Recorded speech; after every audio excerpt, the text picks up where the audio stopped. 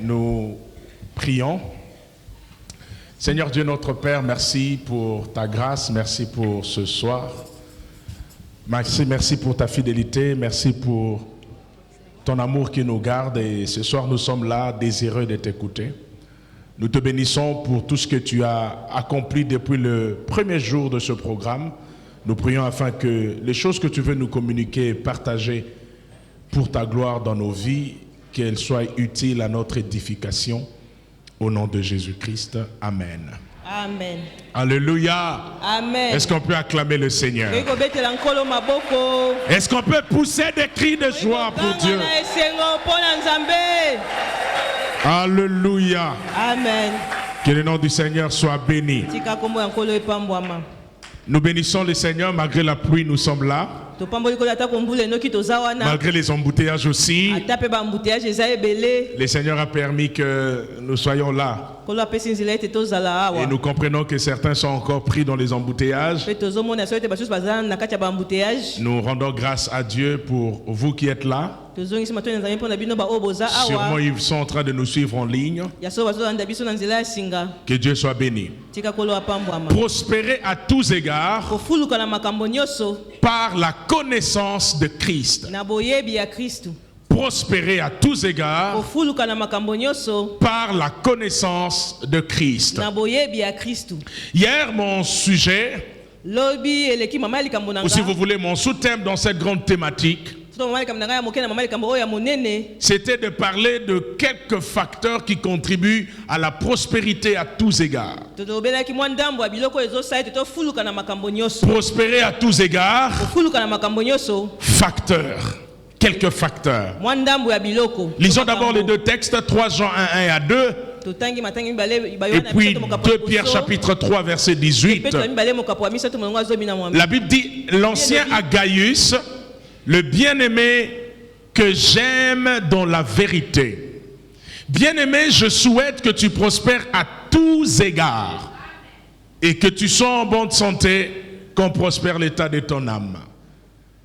2 Pierre 3, 18, croissez dans la grâce et dans la connaissance de notre Seigneur et Sauveur Jésus-Christ. À lui soit la gloire maintenant et pour l'éternité. Alléluia. Amen. Nous avions dit que nous parlons de prospérité à tous égards. Il ne s'agit pas de prospérer à certains égards. La pensée de la Bible ici est une pensée d'une prospérité holistique. C'est-à-dire une prospérité qui touche l'homme dans son être entier, dans sa totalité, dans sa globalité. Il est question de prospérer dans l'âme, de prospérer dans le corps, mais prospérer aussi dans son esprit. Parlons de facteurs. Nous avions dit qu'un facteur pouvait être défini comme une personne qui distribue à leur destinataire soit un colis ou un courrier. Mais aussi, le sens que nous avons retenu depuis hier, nous avions parlé de facteurs comme quelque chose qui contribue activement à la production d'un résultat. C'est cette définition-là que nous avons retenue. Par facteur, nous entendons des choses qui contribuent à la production d'un résultat. L'exemple qu'on a donné hier en introduisant, si vous voulez obtenir une omelette comme résultat, il vous faut avoir des éléments comme l'huile, les épices et même votre œuf. Mais pour que l'omelette qui est les résultats que vous souhaitez soit réalisée, au-delà des éléments que vous avez déjà, il faut des facteurs qui vont vous permettre d'atteindre votre résultat. Et parmi ces facteurs, il y a bien évidemment le feu. Sans cela, vous n'obtiendrez pas l'omelette que vous voulez. Et en parlant de ces facteurs, nous avions insisté que la prospérité n'était pas un facteur, mais une conséquence, un résultat. Nous parlons de prospérer à tous égards par la connaissance de Christ. Le facteur ici, c'est la connaissance de Christ. Et les résultats, c'est prospérer à tous égards. Et parlons des facteurs. Le Seigneur nous avait conduit à parler de deux catégories de facteurs. Hier, nous avions parlé des facteurs non intentionnels. C'est-à-dire des facteurs qui sont indépendants de notre volonté. Ces facteurs-là ne nécessitent pas notre participation. Ces facteurs-là ne nécessitent pas notre volonté. Dieu les accomplit souverainement. Et nous avions parlé de Dieu comme premier facteur. Nous avions parlé de la grâce. Nous avons parlé aussi des combats. Personne ne souhaite les combats. Mais quelquefois, Dieu permet les combats comme facteur de notre promotion, comme facteur de notre prospérité. Certaines adversités sont permises par Dieu pour nous propulser dans ce que Dieu attend de nous. Et en finissant, nous avions parlé aussi des temps et des circonstances qui peuvent jouer en notre faveur et nous conduire à la prospérité. Aujourd'hui, je vais terminer avec les facteurs intentionnels. Les facteurs intentionnels sont des facteurs qui nécessitent notre contribution. En d'autres termes, ça exige notre participation. Ça exige notre volonté. Intentionnel signifie que ce n'est pas automatique. Intentionnel signifie il faut que quelque part nous puissions le provoquer. Intentionnel signifie que notre participation, notre volonté sont requises pour que nous puissions vivre cette prospérité à tous égards. Il y a des choses que Dieu fera pour nous, mais sans nous. Mais il y a des choses que Dieu fera pour nous, mais avec nous. J'ai aimé Exode 14, verset 14. Les enfants d'Israël viennent de sortir de l'Égypte et ils doivent se diriger dans le pays promis. Mais Dieu va dire à Moïse quelque chose. Pendant que le peuple s'agitait, Dieu dit à Moïse, pourquoi tous ces cris? Dis aux enfants d'Israël de marcher. Et puis Dieu va dire, gardez silence. L'Éternel combattra pour vous. Gardez silence. Cela veut dire assister à la victoire. Vous n'avez rien à faire. C'est Dieu lui-même qui sera au front. C'est Dieu lui-même qui combattra pour vous. Moïse dit au peuple, les Égyptiens que vous voyez aujourd'hui, vous ne les verrez plus jamais. Pourquoi? Parce que Dieu lui-même combattra pour vous. Ça, c'est une victoire qui ne nécessite pas notre participation. Mais je suis étonné, maman. Le même peuple, le même Moïse, lorsqu'il quitte l'Égypte, lorsqu'ils traversent la mer Rouge, ils arrivent dans le désert. Dans Exode 17, la Bible dit Amalek vint combattre Israël à Rephidim. Amalek vint combattre Israël à Rephidim. Bizarre.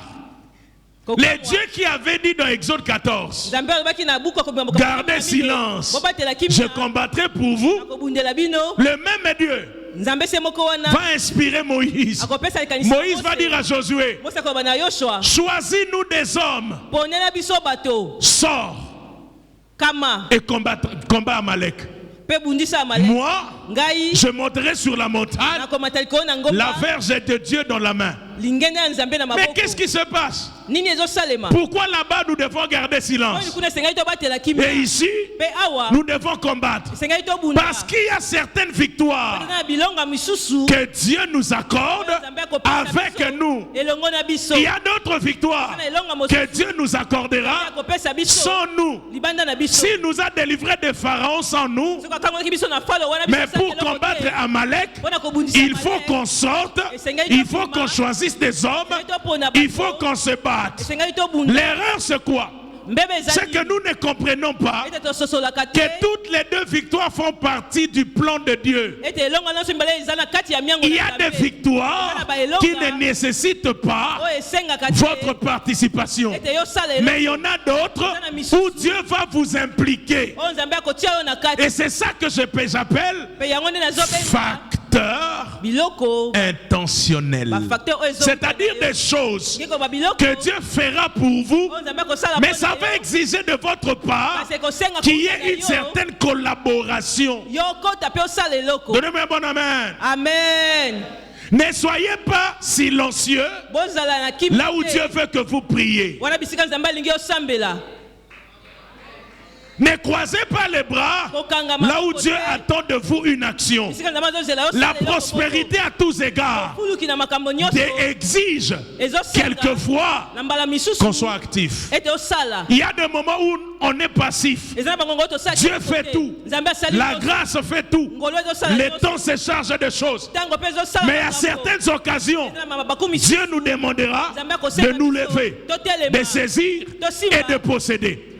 Si je m'appelle Josué, pour accéder à l'héritage de la terre promise, il y a une action à poser. Dieu dit à Josué, tout lieu que foulera la plante de tes pieds, je te le donnerai. Je ne te le donnerai pas si tu le vois. Je te le donnerai si tu prends la décision intentionnellement de fouler le pays que je t'ai donné. Alors je prophétise, le pays que tu fouleras en prière, Dieu va te le donner. J'aimerais que l'église soit intentionnelle. J'aimerais que les chrétiens soient intentionnels. Certains résultats n'arriveront pas si nous ne faisons pas les pas intentionnellement. Est-ce que vous savez que Jésus, lorsque dans Apocalypse 5, la Bible dit qu'il n'y avait personne pour ouvrir le livre et en rompre le sceau. La Bible dit que l'un des vieillards pleurait. Plutôt Jean pleurait. Jusqu'à ce que l'un des vieillards lui dise, ne pleure pas. Voici les lions de la tribu de Juda a vaincu pour ouvrir le livre et en rompre le sceau. On annonce qui? Le lion de la tribu de Juda. Qui a vaincu? Le lion de la tribu de Juda. Mais ce n'est pas le lion qui est sorti. Ils ont dit, c'est un agneau. J'ai vu un agneau comme immolé. Comment on annonce le lion? Mais c'est l'agneau qui sort. Parce que Jésus est à la fois lion et agneau. Pour nous accorder la victoire, il devait fermer la bouche, devenir semblable à une brebis muette, à un agneau sans défense. C'est ça la croix. La croix suppose que Christ devait accepter le châtiment de Dieu afin que nous soyons sauvés. Nous devons notre victoire au silence de la croix. Mais quand il reviendra pour juger et délivrer Israël, il ne reviendra pas comme agneau. L'agneau c'est à la croix. Quand il reviendra comme autorité. Quand il imposera son règne, il va crier comme un lion. Le lion c'est la force. Le lion c'est l'autorité. Il y a des moments où Jésus était agneau. Il y en a d'autres où il est lion. Ça veut dire ceci. Certaines victoires, Dieu vous les accordera par le silence. Mais d'autres victoires, il vous accordera par les cris. Jéricho est tombé Parce qu'on a crié. Mais on est sorti de l'Égypte en gardant silence. C'est ça le deux facteurs. Il y a des choses que Dieu fera pour nous, mais sans nous. Mais il y a d'autres choses que Dieu fera pour nous, avec nous. Et ce soir, je suis venu parler de ces facteurs intentionnels, des choses que vous devez provoquer. Jésus nous enseigne cela. La Bible dit qu'il y avait dans la synagogue un homme qui avait la main sèche. Un homme qui avait la main sèche. Vous savez comme moi que la main dans la Bible est l'image de l'activité ou du travail. Tout ce que vous recevez, vous le recevez avec la main. Vous ne le recevez pas avec le pied. Et cet homme avait la main sèche. Spirituellement, on peut comprendre que le facteur de sa prospérité était handicapé. Il ne pouvait pas prospérer parce qu'il avait la main sèche. Mais quand Jésus arrive, écoutez ce que Jésus fait. Jésus lui dit, étends ta main. Comment expliquer? Il a d'abord besoin d'être guéri pour étendre la main. Mais Jésus lui dit, la main est sèche, mais étends-la. Et cet homme, en étendant la main, la grâce se manifestait pour qu'il vive le miracle.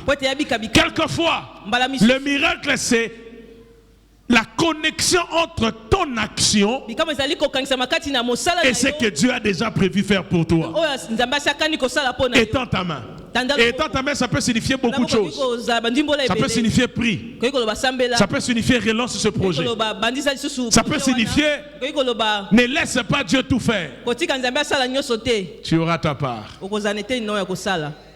Alors commençons par le premier facteur. Intentionnel. La foi.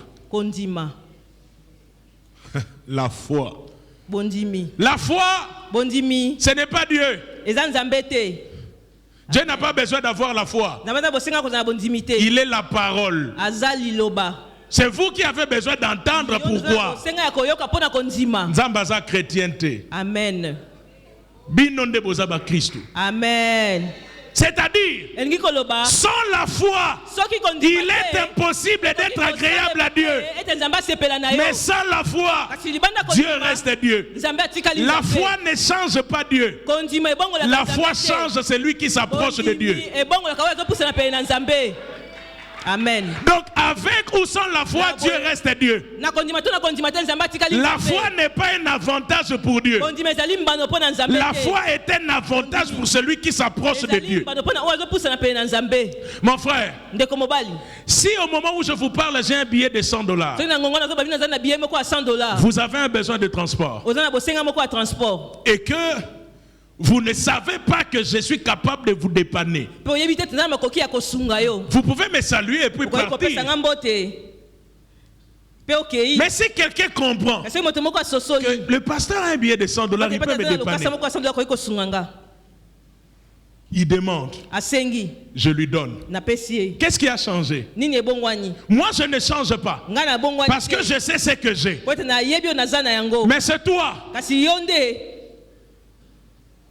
qui va être changé en ayant la connaissance de ce que je suis capable de faire. De même avec Dieu.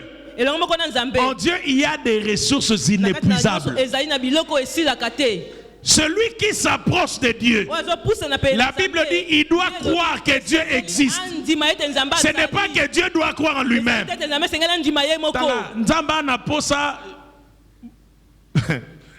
Quand Dieu crée, écoutez, Genèse 1, tout ce que Dieu avait fait, la Bible dit cela était bon. Ce fut le premier jour. Deuxième jour, il crée. Troisième jour, il crée les poissons et tout ce que vous voulez. Tout ce qu'il avait fait, cela était bon. Jusqu'au sixième jour. Et au sixième jour, après avoir créé le chef-d'œuvre, l'homme et puis la femme, Dieu dit, voici, Dieu vit que cela a été très bon. Qui a dit à Dieu que ce qu'il avait fait était bon? Qui a dit à Dieu que c'était très bon? Dieu est tellement Dieu qu'il n'a pas besoin des avis des anges ou des hommes pour apprécier son œuvre. Donc Dieu est suffisant lui-même. Dieu est tout puissant lui-même. Ce n'est pas parce que les hommes manquaient à Dieu que Jésus est mort. La mort de Jésus est simplement une expression d'amour, une expression de la grâce. Mais même sans nous, Dieu reste Dieu.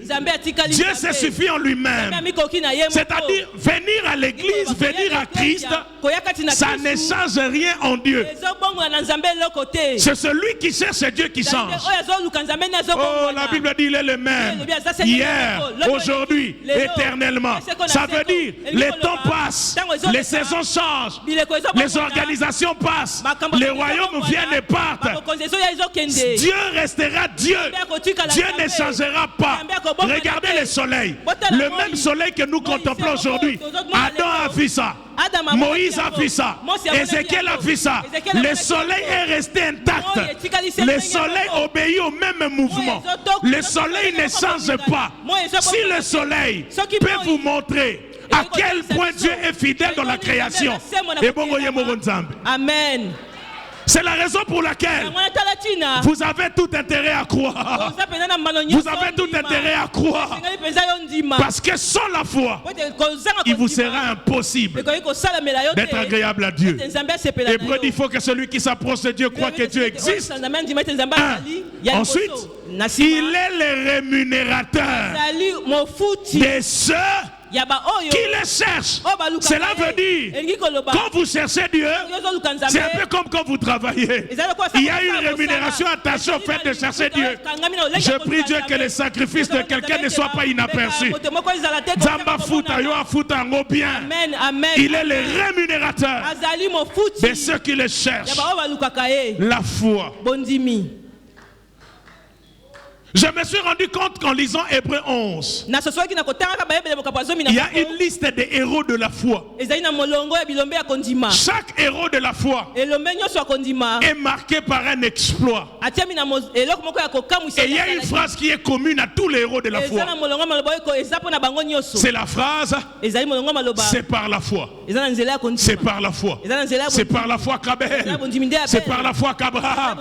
C'est par la foi que Moïse. Ils n'ont pas accompli les mêmes exploits. Mais leur dénominateur commun, ils avaient la foi. Et la foi les a amenés à faire de grandes choses. Mais remarquez bien, toujours dans Hébreu 11, l'unique fois où la Bible a dit sans la foi, sans la foi, le mot qui a suivi, il est impossible. En d'autres termes, Hébreu 11, c'est le chapitre des possibilités par la foi. Je ne sais pas si vous comprenez ce que j'essaie de vous dire. Le chapitre 11 d'Hébreu, c'est le chapitre des possibilités par la foi. Mais l'unique fois où on a dit impossible dans le chapitre des possibilités, c'est parce que la Bible a souligné sans la foi. Mais par la foi, Abraham a fait ceci. Par la foi, vous imaginez même Rahab. Qu'est-ce que Rahab peut faire dans cette liste? S'il y a quelqu'un qui ne doit pas être là-bas, c'est Rahab. Joseph, il est de bonne moralité. Mais par la foi, Rahab s'est retrouvé dans la liste des héros. Elle qui est d'un arrière-plan bizarre. Mais la foi a été le facteur qui l'a inséré parmi Abraham dans la même liste que Moïse. Je lève ma main, que Dieu vous insère par la foi. Amen. Sans la foi, la sphère des impossibilités s'ouvre. Mais avec la foi, tout est possible. Frère, tout est possible. Tout est possible à celui qui croit. Alors rapidement, c'est quoi la foi?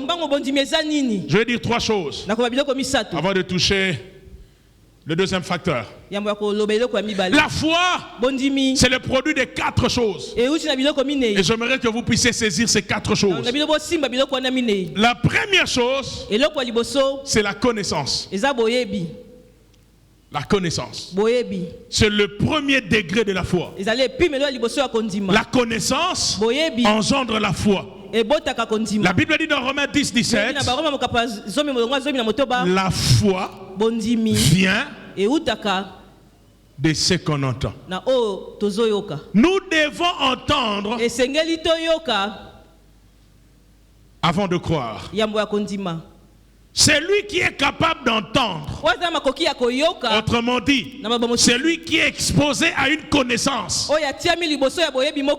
Il est aussi exposé à la foi. La foi, c'est d'abord connaître. C'est pas d'abord prier. Vous pouvez prier sans connaissance. C'est la raison pour laquelle le combat qu'il y a aujourd'hui dans nos églises, c'est le combat de la connaissance. On a beaucoup de gens qui prient, mais très peu qui connaissent. Surtout très peu qui connaissent les dieux en qui ils croient.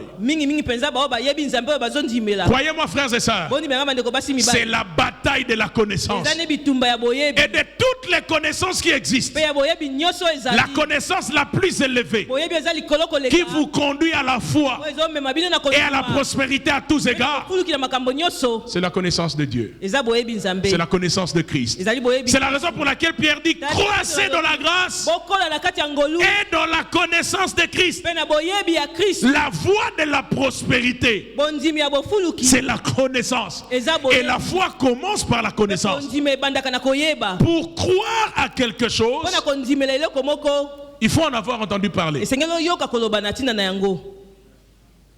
Vous croyez que Paris existe? Vous croyez que Los Angeles existe? Est-ce que vous avez déjà été à Los Angeles? Pour certains, oui. Pour d'autres, non.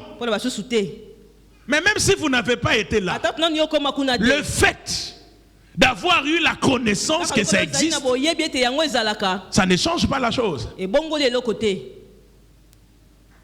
La foi commence par saisir les informations de Dieu et les informations sur Dieu. C'est pourquoi Christ nous révèle cela. Jésus est dans la barque avec ses disciples. Il y a une forte tempête. Une forte tempête a telle enseigne que la barque était sur le point de chavirer. Les disciples pris de panique commencent à réveiller le maître. Ils disent: Maître, ne t'inquiètes-tu pas de ce que nous périssons? Ça, c'est le premier tableau. Les hommes qui n'ont pas la foi, ils voient la tempête et commencent à réveiller le maître. Mais le maître, malgré la tempête, il dort. Comment peux-tu dormir, Seigneur, alors que la tempête est forte? Parce que le Seigneur a une connaissance qu'eux n'ont pas. Au fait, pour eux, quand ils voient une tempête, ils voient une mer, ils voient une mer, ils voient la mort.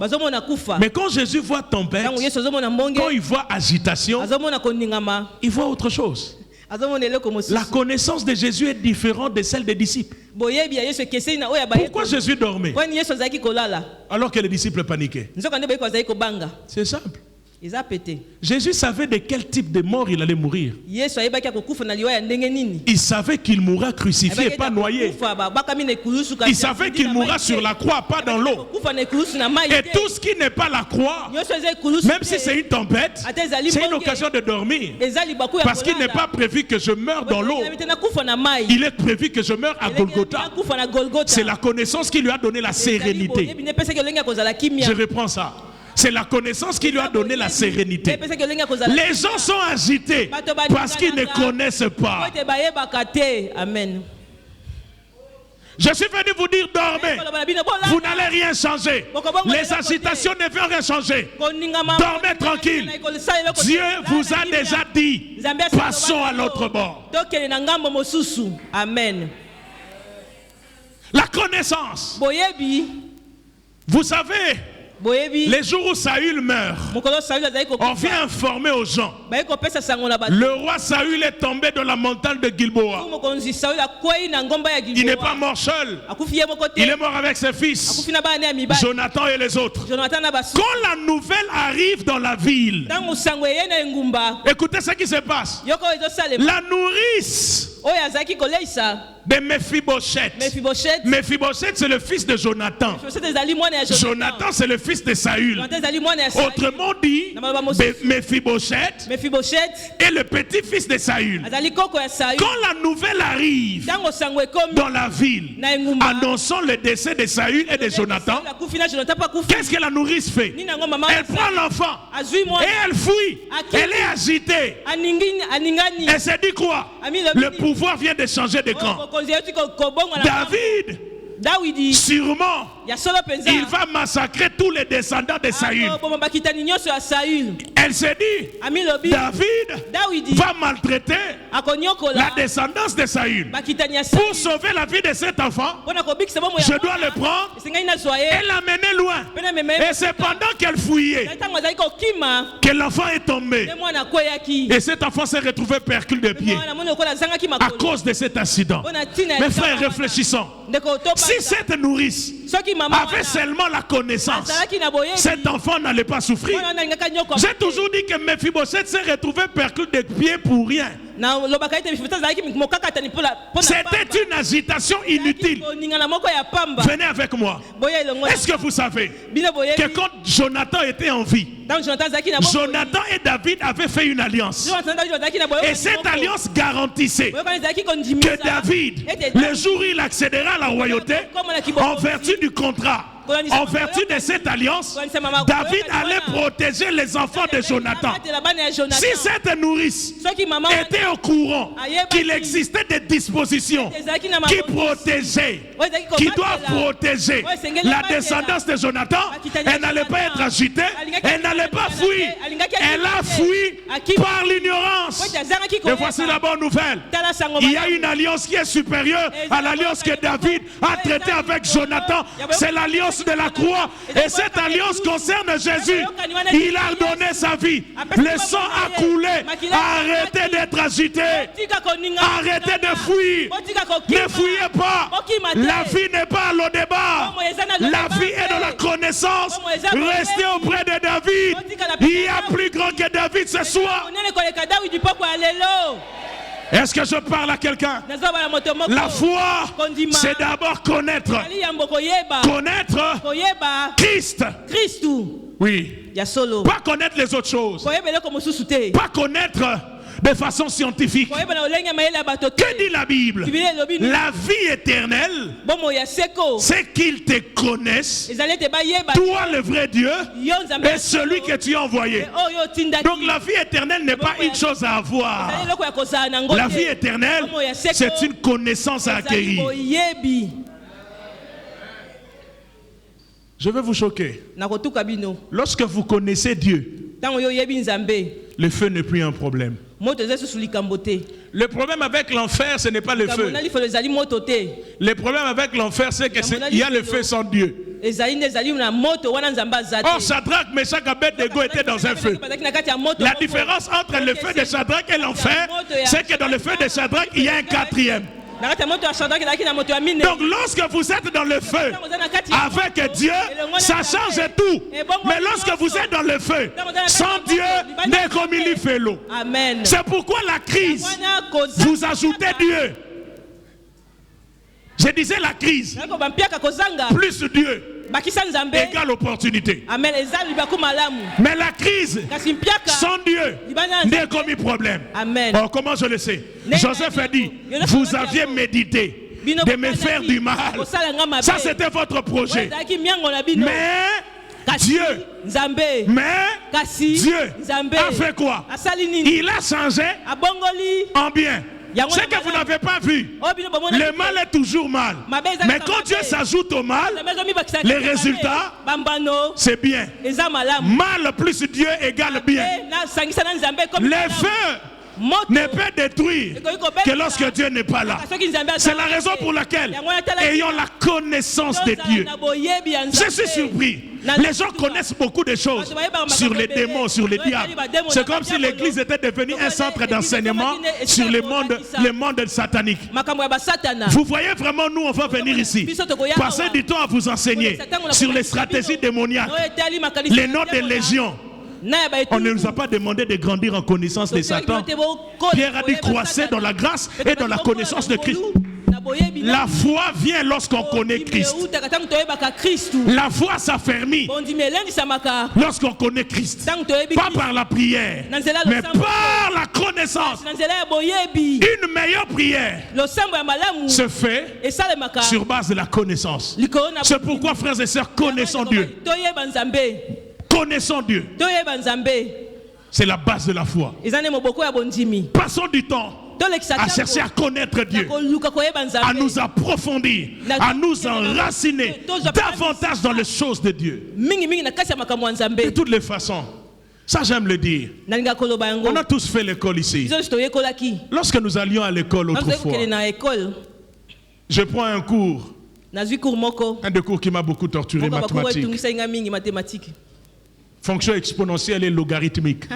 Ne vous en faites pas, tout ce que je connais, c'est comment ça s'écrit. Amen. Le contenu, je ne sais plus. Mais non, lorsqu'on vous enseigne la fonction exponentielle et logarithmique,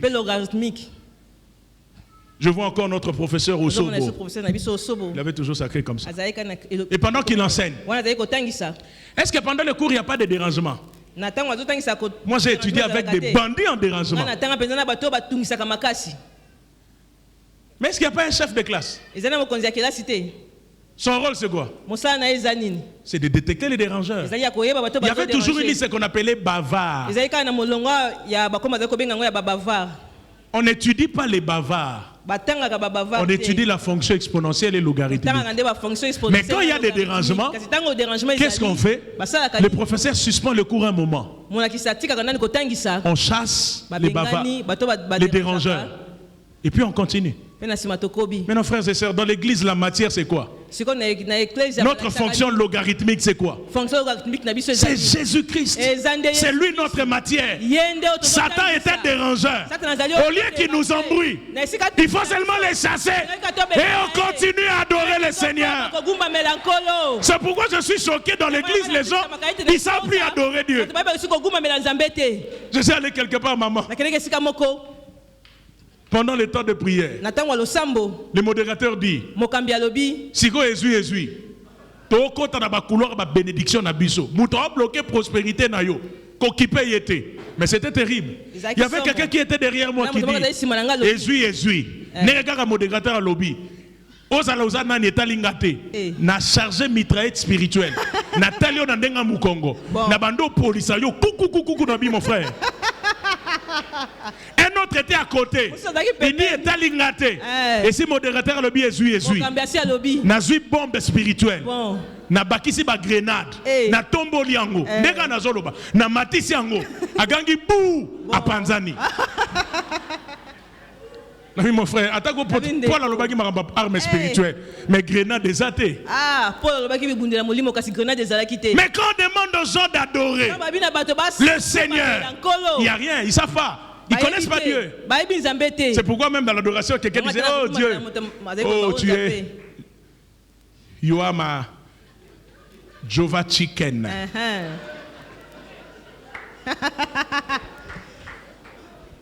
Mais quand on dit chasser les démons, quand on dit récupérer votre maternité, les gens sont, on dirait qu'on les a dopés.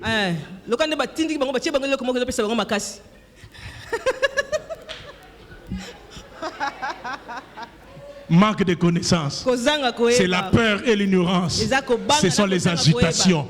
Frères, soyez sereins. Ceux qui connaissent Dieu, même leur façon de prier, vous sentez la connaissance. Ce n'est pas par les agitations, c'est dans la connaissance. Parce que de toutes les façons, Satan, il a déjà perdu depuis Genèse. Connaissez-vous la première prophétie messianique? C'est dans Genèse 3:15. Dieu dit, toi, tu blesseras le talon de la postérité de la femme. Et celle-ci fera quoi? Mon frère, entre blessé et écrasé, quelle est l'action la plus mortelle? Lui, il te blesse, mais toi, tu écrases. Et en plus, cette prophétie-là, Dieu ne le dit pas à l'homme. Dieu ne le dit pas à la femme. Dieu dit au serpent. Au serpent. Atiki Adam, Atiki Eve, aye, yo nyoka. Satan a côté lui. Amen. Nzamba obanga te na Genèse a dévoilé déjà plan d'action. Amen. Exode va arriver, nombre va arriver. Dieu est tellement Dieu qui peut dire à Satan ce qu'il va lui faire depuis Genèse. Mais ce que Dieu a dit dans Genèse est accompli dans Matthieu. Il a dit d'avance les choses qu'il va faire plus tard. Parce que rien ne peut modifier ce que Dieu a déclaré prophétiquement. Ça veut dire que Satan a commencé à échouer depuis le début. Ce n'est pas dans ta vie qu'il va réussir. Et puis en plus dans Apocalypse 12, lorsqu'on dit ça m'a étonné. Il y a guerre au ciel. Un jour j'étais en difficulté avec mon épouse. Vous comprenez. Maman, il y a guerre au ciel.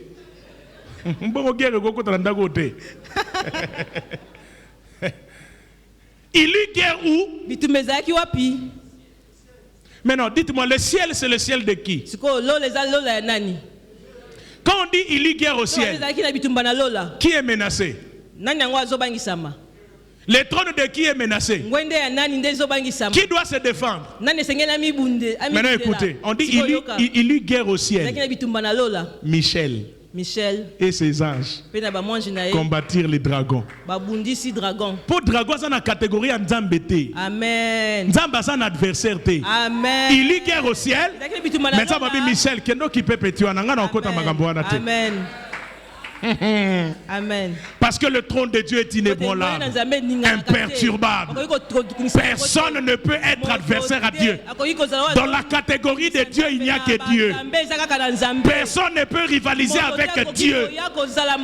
Michel s'est occupé de Satan.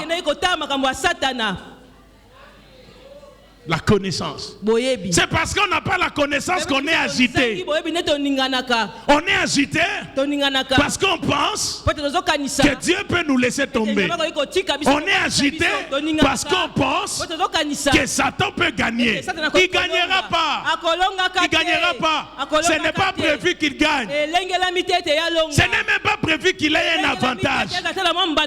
C'est nous-mêmes qui pouvons lui donner avantage. Mais il n'est pas prévu que Satan entre dans ta maison. Il n'est pas prévu. Connaissance. Deuxième chose, on va aller rapidement. La foi, c'est d'abord la connaissance. Mais le deuxième pas de la foi, c'est la confiance. Connaître est une chose, mais avoir confiance est une autre chose. La confiance exprime l'idée de se reposer ou de se fonder sur quelque chose. Qui a voyagé dernièrement ici? Voilà. Papa, vous êtes allé où? En Allemagne. Vous avez pris Bruxelles. À partir d'ici jusqu'à Bruxelles. Mais quand vous avez quitté Njili, vous aviez vérifié que les pilotes ont un diplôme. Mais vous êtes entré. Maintenant, qu'est-ce qui vous garantit qu'il y a un pilote là? Est-ce qu'on le voit? Et puis on va monter dans les airs. Il y en a même qui dorment pendant le voyage. Quelle confiance!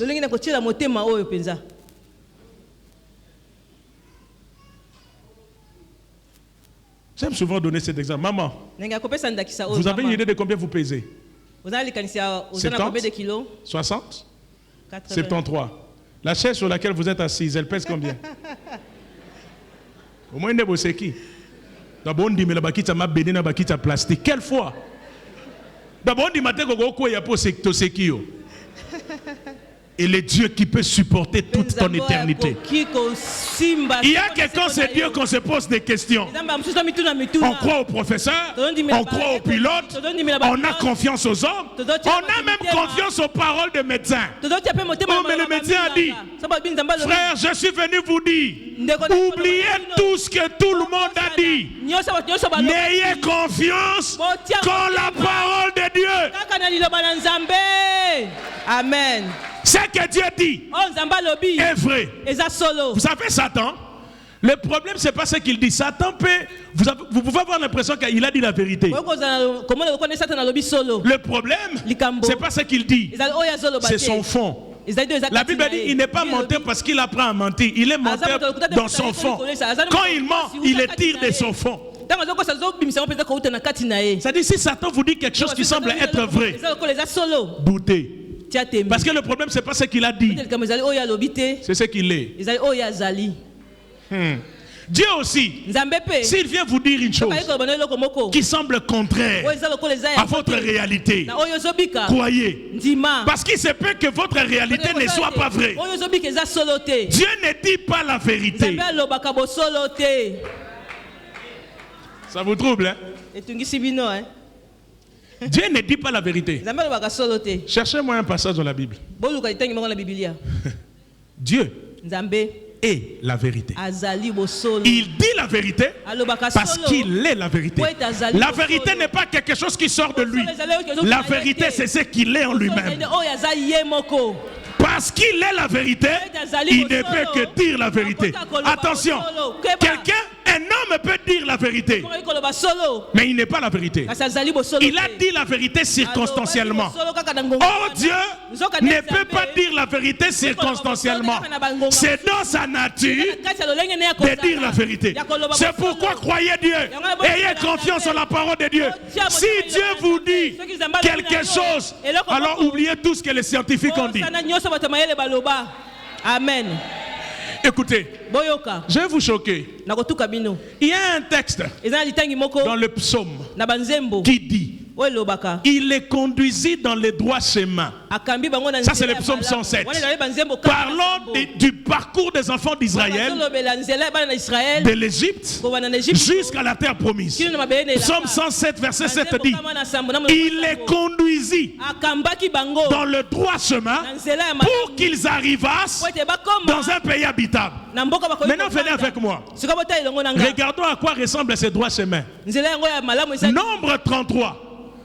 Qui est l'un des textes qui retrace le parcours des enfants d'Israël depuis le désert, plutôt depuis l'Égypte, en passant par le désert jusqu'à la terre promise. Psaume 107 dit il est conduisit dans les droits chemins. Mais nombre 33 qui retrace le parcours des enfants d'Israël, tenez-vous bien, après avoir quitté l'Égypte, il y a eu la mer Rouge. À part la mer Rouge, il y a eu le fleuve Jourdain. Il y a eu 4 déserts. Désert de Sinaï, désert de Tin. Il y a eu 4 vallées. Mais le psalmiste dit droit chemin. Comment droit chemin ça n'a pas désert? Comment droit chemin ça n'a pas mer rouge? Comment droit chemin ça n'a pas détour, n'a pas vallée? Alors il ne faut pas consulter le dictionnaire pour avoir la définition d'un droit chemin. Amen. Amen. Parce que le dictionnaire vous dit droit chemin, c'est une ligne droite. Selon Dieu, un chemin n'est pas droit parce qu'il est tout droit par rapport à la configuration géométrique. Selon Dieu, un chemin peut être droit même lorsqu'il y a des déserts et la mer rouge. Le chemin n'est pas droit par sa configuration. Il est droit à cause de celui qui vous conduit. Celui qui vous conduit est le Dieu fidèle, juste.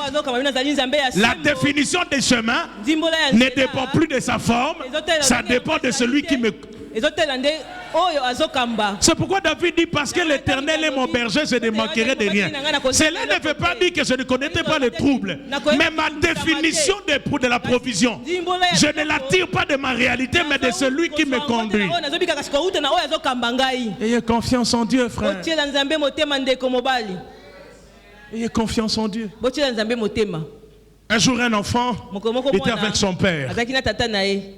Son père le dépose devant un magasin et il lui dit attends-moi ici, je reviendrai dans 30 minutes. Le père part. Au lieu de 30 minutes, il fait 5 heures et il revient après 5 heures. Chemin faisant, il se disait mais qu'est-ce qui va se passer? C'est sûr que cet enfant il est fatigué. Est-ce que je vais le retrouver? Bizarre. Quand il arrive, il retrouve l'enfant, met dans la poche, en train de siffler. En train de se balancer. Le papa est inquiet. Le papa s'agite. Il dit mais mon fils, pourquoi tu m'as fait peur? Je t'ai dit que j'allais venir dans 30 minutes, j'en ai fait 5. Mais je te trouve serein. Il dit mais papa, pourquoi tu t'es inquiété? Il dit mais parce que j'ai pris plus de temps que prévu. Il dit mon problème, même si tu avais fait 1 mois, tu allais toujours me trouver ici. Parce que je sais que tu es un homme de parole. Tu avais dit que tu reviendras. Alors je ne bouge pas, je t'attends. Quelle foi? Quand je vous parle, même si ça prend 2 jours, même si ça prend 2 mois, restez là où il vous a laissé. Ayez confiance en Dieu. La 3e chose, avant que je touche le dernier facteur et puis on va prier, c'est l'action. La foi, c'est d'abord la connaissance. Et la connaissance la plus élevée qui amène la foi, c'est la connaissance de Christ. La Bible dit la foi vient de ce qu'on entend. Et ce qu'on entend vient de la parole de Christ. Deuxièmement, c'est la confiance qui donne l'idée de se reposer ou de s'appuyer sur quelque chose. Mais la 3e chose, 3e degré de la foi, c'est l'action. Beaucoup de gens, ils ont la connaissance, mais ils n'appliquent pas. La foi, c'est la connaissance en action. C'est ce que vous décidez d'appliquer. C'est la connaissance que vous mettez en action. Beaucoup de gens connaissent. Mais ce n'est pas le fait de connaître qui va changer quelque chose dans votre vie. Mieux vaut la plus petite foi agissante immédiatement que la plus grande foi mais qui reste dans le domaine du raisonnement. Mon frère, un homme affamé mange. Un homme affamé n'a pas besoin de connaître la composition anatomique de la bouche. C'est parce qu'il mange qu'il est en bonne santé. Un homme affamé n'a pas besoin de comprendre les procédés de la digestion. Au ésophage, après estomac.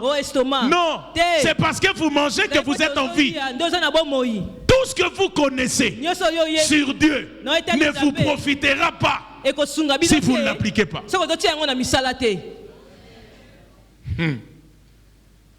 Je donnais cet exemple. Un jour, un savant était dans la barque d'un pêcheur, il devait traverser. Pendant la traversée, les savants disent au pêcheur: Monsieur le pêcheur, est-ce que tu connais le principe d'Archimède? Tu connais la loi de la gravitation? Est-ce que tu connais les 3 lois de Newton? La loi des actions réciproques. Le pêcheur dit: Newton,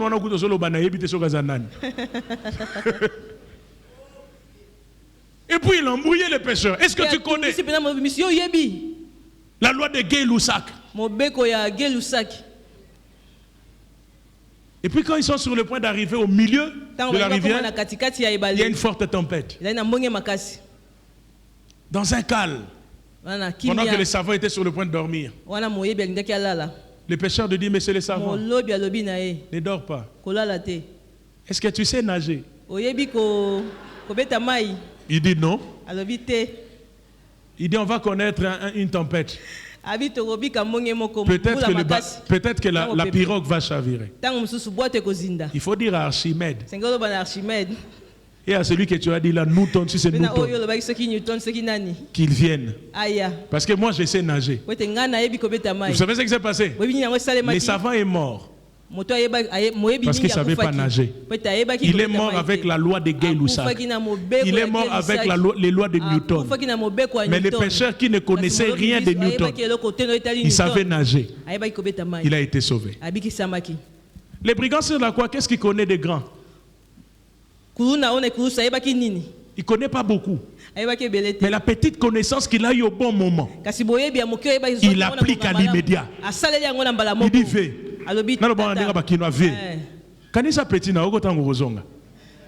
Souviens-toi de moi quand tu reviendras. Le brigand conjugue ça au futur, mais Jésus lui dit pourquoi tu dis quand tu reviendras? Aujourd'hui déjà, tu seras avec moi. C'est ça que je sais vous dire. On peut passer 40 jours en prière. On peut être rempli de la connaissance de Christ. Mais si cette connaissance, nous ne l'appliquons pas dans les différents domaines de notre vie, il n'y aura aucune prospérité. La foi, ce n'est pas seulement connaître. La foi, ce n'est pas seulement s'appuyer.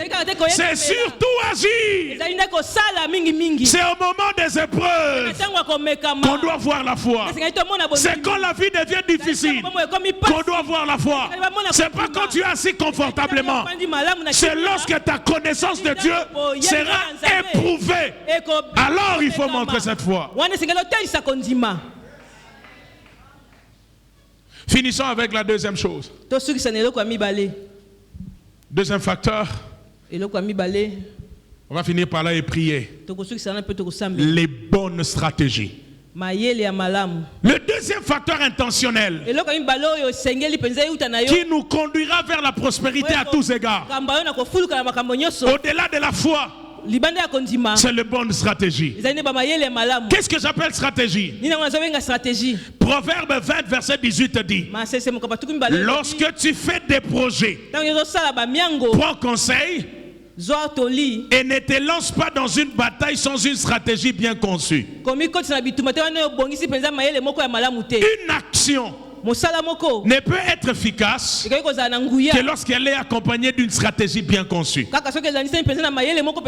problème, c'est que nous voulons que Dieu fasse tout. On n'a pas de stratégie. Dieu nous parle de prospérer à tous égards. Mais cible un domaine. Tu veux prospérer dans ce domaine, mais il faut des stratégies. Donnez-moi un bon amen. Amen. La métaphore de la cuisine me parle beaucoup. Donnez-moi 5 minutes et je finis. Je disais la métaphore de la cuisine me parle beaucoup. Si quelqu'un veut faire du gâteau au chocolat ou du poulet braisé, il lui faudra ce qu'on appelle une recette. La recette, c'est quoi? C'est la liste des éléments qu'il doit mettre ensemble dans un certain ordre pour arriver au plat qu'il veut. En d'autres termes, pour avoir cette recette, il lui faut une stratégie. Il arrive de fois qu'une entreprise qui ne possède pas de meilleures ressources par rapport aux autres, mais elle réussit bien à cause de stratégie. Un jeune homme est venu au bureau en pleurs. Il me dit, pasteur, celle que j'aime va se marier ce samedi. Mais je lui dis, maintenant tu veux quoi? Il dit, non, c'est la femme de ma vie. Je dis, oh. Mais elle va se marier ce samedi. C'est quoi le problème? Il me dit, oh non, mais pasteur, tu sais, je lui ai jamais avoué mes sentiments. Mais comment tu peux appeler quelqu'un la femme de ta vie, tu lui as jamais parlé? Et je lui pose la question, pourquoi tu n'as jamais parlé? Oh, j'étais en train de l'étudier. Tant que j'ai étudié, je me suis attaqué. La vie est faite de stratégies. Même Jésus ne pouvait pas mourir n'importe comment. Il aurait pu nous sauver autrement. Mais la stratégie pour le salut de l'humanité, c'était la croix. La croix est une stratégie. Satan n'a jamais compris. Même les anges, ils plongent leur regard dans l'évangile pour comprendre pourquoi Dieu est devenu homme. Il est mort sur la croix.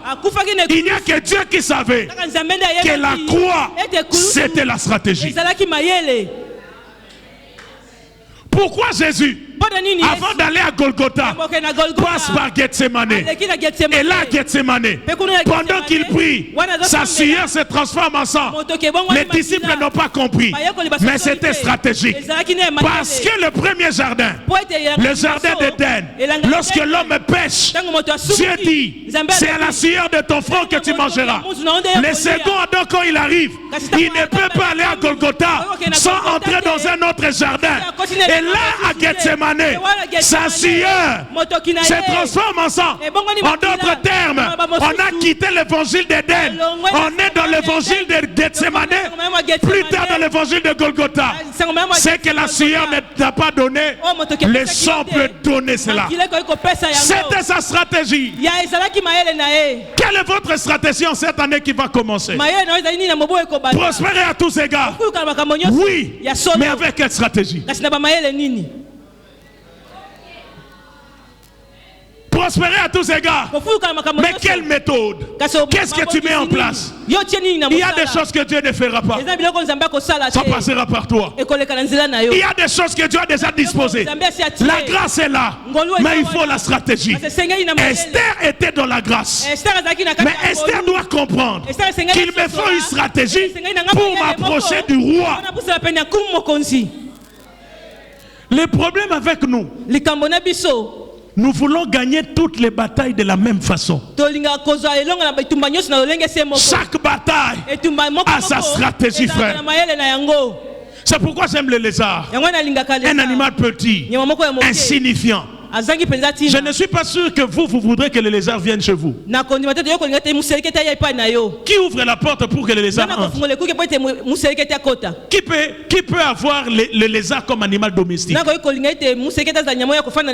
Nous aimons les chats, nous aimons les chiens, nous tolérons même les moustiques. Mais le lézard, il sait lui-même que son apparence est affreuse. Il n'a pas besoin de vous. Il n'a même pas besoin que vous lui ouvrez la porte. Il sait qu'il est lézard. Amen. Il va localiser les fissures des murs. Ce que vous appelez fissure, pour les lézards, c'est une stratégie. C'est une opportunité pour glisser.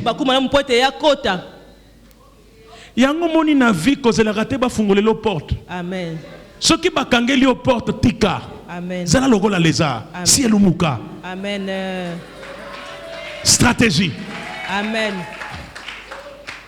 Les problèmes à l'église. Nous avons beaucoup de gens remplis du Saint-Esprit, mais qui n'utilisent pas le cerveau, qui n'utilisent pas de stratégie pour percer, qui n'utilise pas de stratégie pour prospérer à tous égards. Quelle est l'affaire que tu dois lancer en 2025? Tu as échoué dans cette affaire. Mais pourquoi tu t'entêtes? Pourquoi tu ne peux pas changer un peu? Pourquoi tu ne peux pas poser la question pour savoir? Si j'étais à Caïn, je ne tuerai pas Abel. Les deux ont eu la bonne initiative d'offrir. Mais la Bible dit que Dieu a agréé Abel et puis son offrande. Qu'est-ce que Caïn aurait dû faire? Au lieu de tuer son frère, posez seulement la question. Après sur stratégie. C'est ça. Au lieu de tourner à Kebari. Et c'est ça les Congolais. Au lieu de s'inspirer, au lieu de demander ce que l'autre fait. Bien, bon,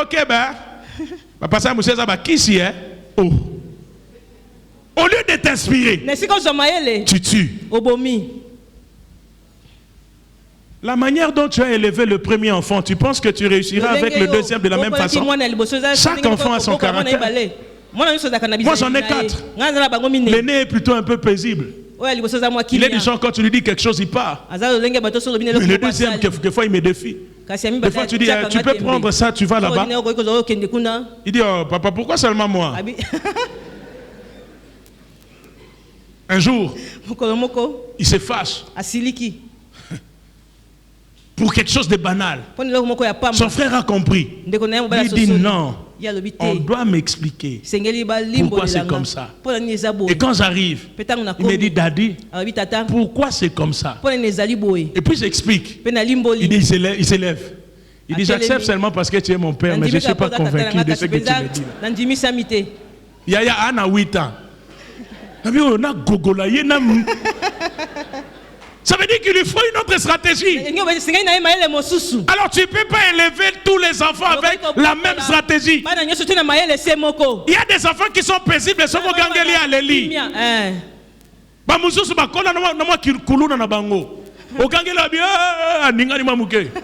Et puis quand je les punis, il y a les laratins.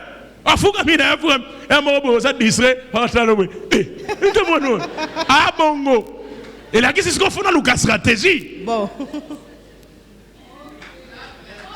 Yango moni nzambe soka lobi na yo ko bala mwana wana te nzambe yebi bana nini yoso. Amen. Soka pekisi yo sœur moko ezate aza contre ye. Nzambe yebi ke na ye ko simba te. Tata na tata yebi bana na ye. C'est ça. Stratégie. Alors je finis en vous disant que 2025, que Dieu vous donne une bonne stratégie pour prospérer à tous égards. La stratégie, ce n'est pas Dieu, c'est vous. La grâce, c'est Dieu. Les temps, c'est Dieu. Les circonstances, c'est Dieu. Mais c'est à vous de trouver la bonne méthode, la bonne stratégie, la bonne affaire, la bonne façon de parler afin de pouvoir prospérer à tous égards. Que Dieu vous bénisse. Est-ce qu'on peut se tenir debout? J'aimerais qu'on puisse prier. Pendant qu'on sera en train de prier, je n'ai que 2 sujets. Dis à Dieu, Seigneur, donne-moi la foi. Donne-moi la foi. Une foi qui est bâtie sur la connaissance. Une foi qui est bâtie sur la confiance. Une foi qui est bâtie sur des actions concrètes. Mais quelqu'un d'autre va prier pour dire à Dieu, Seigneur, donne-moi de développer des bonnes stratégies. La grâce c'est ta part, mais la foi c'est ma part. La Bible dit c'est par grâce que vous êtes sauvés au moyen de la foi. Donne-moi la bonne stratégie pour cette affaire. 2025 va arriver. Tu m'as donné tel message, tu m'as donné telle parole. Donne-moi la stratégie qu'il faut. Est-ce que comme un seul homme on peut élever nos voix et commencer à parler à Dieu? Merci. Fais-le. Fais-le. Fais-le. Qui te donne, qui t'inspire la stratégie qu'il faut. Qui te donne la foi qu'il faut. J'ai besoin de croire. J'ai besoin de croire. Malgré les donnes. Malgré les réalités. Nous avons appris ce soir que la foi est bâtie sur la connaissance et pas n'importe laquelle. Il s'agit de la connaissance la plus élevée, la connaissance de Christ. Alors comme un seul homme, nous allons rassembler nos mains. Nous allons anéantir tout ce qui nous empêche d'avancer dans nos stratégies. Alors rassemble tes deux mains, commence à prier. Quelquefois, il y a un travail de l'ennemi. Au nom de Jésus, pendant ces 40 jours de prière, nous déclarons par la foi que le Dieu qui nous a appelés en cet endroit, il nous donnera la stratégie qu'il faut. Il nous inspirera la méthode qu'il faut pour l'année qui arrive, pour celle qui est en train de partir et pour celle qui arrive. Qui te donne la stratégie qu'il faut, la parole qu'il faut, le conseil qu'il faut, qu'il te donne de poser l'acte qu'il faut, qui va t'amener vers ta percée, qu'il te donne de poser les actions qu'il faut afin de parvenir. Oh, est-ce qu'on peut monter en prière? Est-ce qu'on peut monter en prière? Shema Rabo Santere, Yemanda Ramasi Terebus, Yemanda Ramamasi Karababus, Yemanda Rabababus. Satan est en train de tomber. Les principautés sont en train de tomber. L'église est en prière. Alléluia.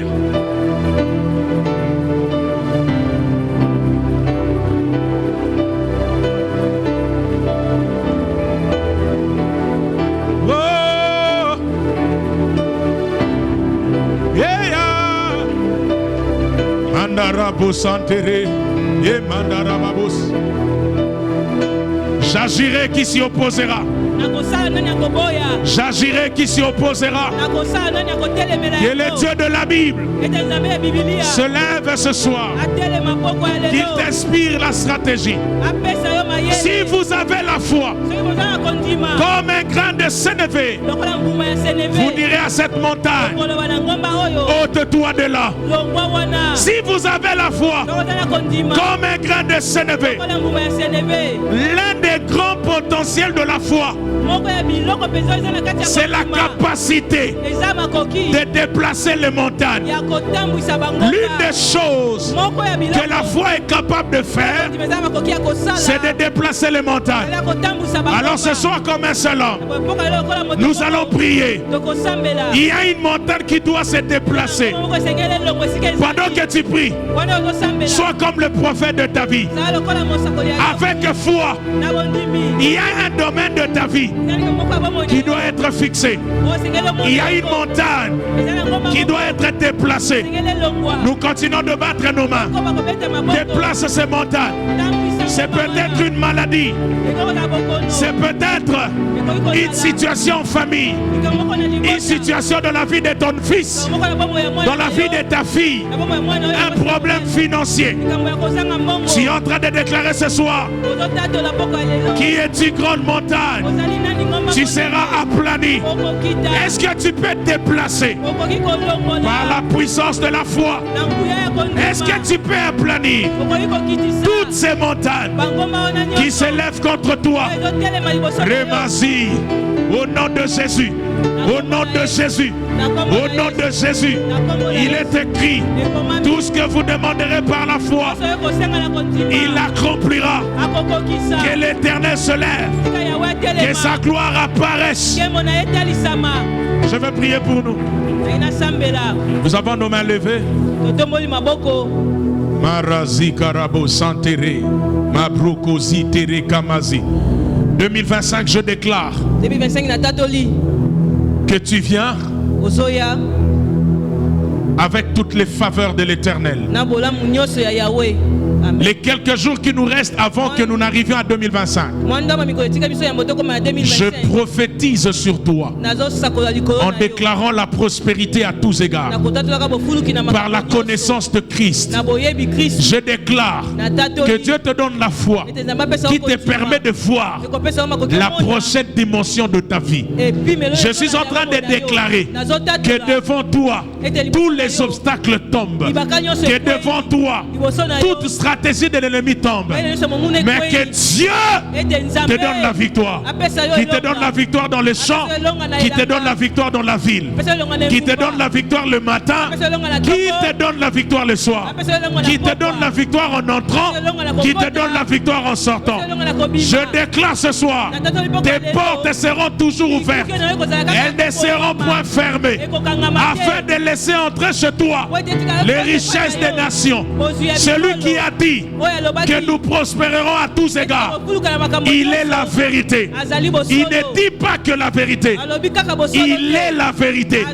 Il dit la vérité parce qu'il est la vérité. Je déclare que la vérité de la parole s'accomplisse dans ta vie. Sois la tête, jamais la queue. Sois la tête, jamais la queue. Que ce problème de maladie soit fixé. Je proclame et je déclare que ce dossier que tu attends de la part de l'Éternel, qui te donne la stratégie qu'il faut afin que tu vives le tout à coup. Je dis le tout à coup. Pendant que je parle, tu vivras le tout à coup. Après ces cultes, que tu vives le tout à coup. Demain avant 12 heures, que tu vives le tout à coup. Quand tu vas te réveiller, quand tu vas te réveiller, tu vivras le tout à coup de Dieu. Au nom de Jésus, quand tu reviendras ici, tu reviendras avec un témoignage. Que celui qui a la foi reçoive ces choses. Que celui qui croit reçoive ces choses. Autant tu acclames que ces choses arrivent dans ta vie. Que ton ciel s'ouvre. Que ton ciel s'ouvre afin de vivre la matérialisation des choses. Que Dieu te bénisse. Qu'il bénisse ta maison. Qu'il bénisse ta vie. Qu'il bénisse Bénisse tes enfants au nom de Jésus.